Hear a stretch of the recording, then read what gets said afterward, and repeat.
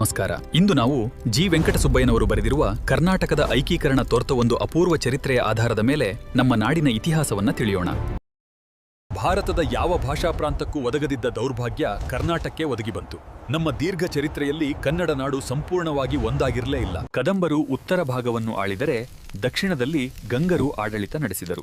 ಆ ಕಾಲದಲ್ಲಿಯೇ ಕರ್ನಾಟಕ ಎರಡು ಹೋಳಾಗಿದ್ದು ಸ್ಪಷ್ಟ. ಮುಂದೆ ಚಾಲುಕ್ಯರು, ರಾಷ್ಟ್ರಕೂಟರು, ಕಲಚುರಿಯರು ಮತ್ತು ಹೊಯ್ಸಳರು ಮುಂತಾದ ರಾಜಮನೆತನಗಳು ಅನಿರ್ದಿಷ್ಟವಾದ ಕನ್ನಡ ನಾಡಿನ ಭಾಗಗಳನ್ನ ಆಳಿದರು. ವಿಜಯನಗರದ ಕಾಲದಲ್ಲಿಯೇ ಕರ್ನಾಟಕದ ಬಹುದೊಡ್ಡ ಭಾಗವು ಒಂದು ರಾಜಮನೆತನದ ಆಡಳಿತಕ್ಕೆ ಒಳಗಾಗಿ ಒಗ್ಗೂಡಿದ್ದು. ಮೈಸೂರು ಅರಸರು ಬ್ರಿಟಿಷರ ಅಧೀನರಾಗಿದ್ದರೂ ಜನರಿಗೆ ಒಳ್ಳೆಯ ಆಡಳಿತ ನೀಡಿದರು.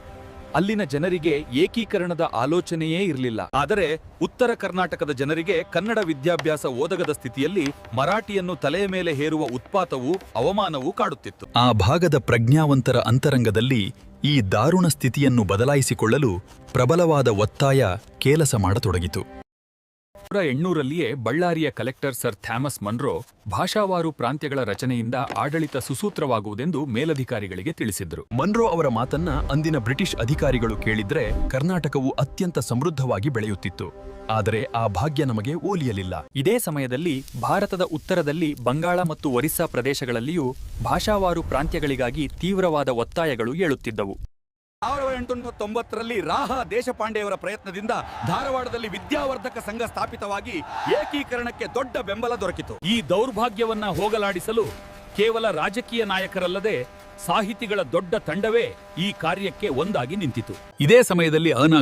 ಕುವೆಂಪು, ಶಿವರಾಮ ಕಾರಂತ ಮತ್ತು ಶ್ರೀರಂಗರಂಥ ದಿಗ್ಗಜ ಸಾಹಿತಿಗಳು ತಮ್ಮ ಬರಹಗಳ ಮೂಲಕ ಏಕೀಕರಣದ ಮಹತ್ವವನ್ನು ಜನಸಾಮಾನ್ಯರಿಗೆ ತಲುಪಿಸಿದರು. ಸಾಹಿತಿಗಳ ಜೊತೆಗೆ ಕೆಂಗಲ್ ಹನುಮಂತಯ್ಯ, ಎಸ್ ನಿಜಲಿಂಗಪ್ಪ ಅವರಂತಹ ನಾಯಕರು ರಾಜಕೀಯವಾಗಿ ಹೋರಾಡಿದ್ರು. ತಮ್ಮ ಲೇಖನಿಗಳ ಮೂಲಕ ನಾಡಿನ ಮೂಲೆ ಮೂಲೆಗಳಿಗೆ ತೆರಳಿ ಒಡೆದು ಹೋಗಿದ್ದ ಕನ್ನಡಿಗರ ಮನಸ್ಸುಗಳಲ್ಲಿ ಏಕೀಕರಣದ ಕಿಡಿಯನ್ನ ಹೊತ್ತಿಸಿದರು.